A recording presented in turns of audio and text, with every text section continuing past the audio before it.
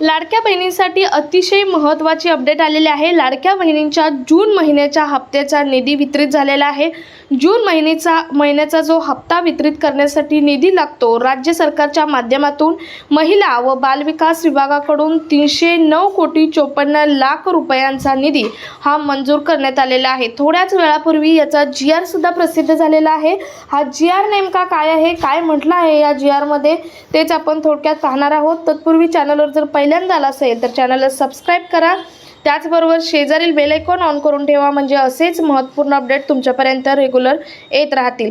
तर नमस्कार, मी पूनम आणि तुम्ही पाहताय पुन्हा एक नवीन अपडेट। तर पाहूयात हा GR नक्की काय आहे तो।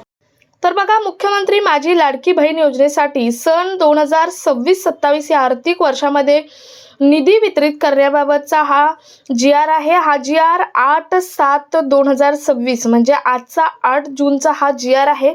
नेमका शासन निर्णय काय आहे पाहूयात।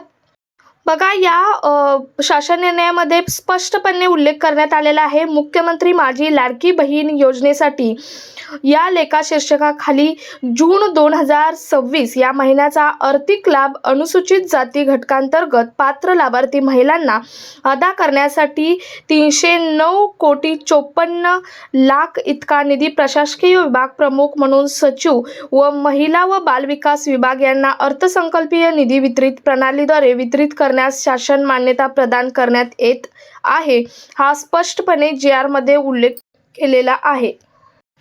त्यामुळे हा निधी तर आता वितरित झालेला आहे। येत्या 1 ते 2 दिवसामध्ये लाडकी बहीण योजनेअंतर्गत येणाऱ्या पात्र महिलांच्या लाभार्थ्यांच्या खात्यामध्ये हा जो निधी आहे तो निधी वितरित केला जाणार आहे।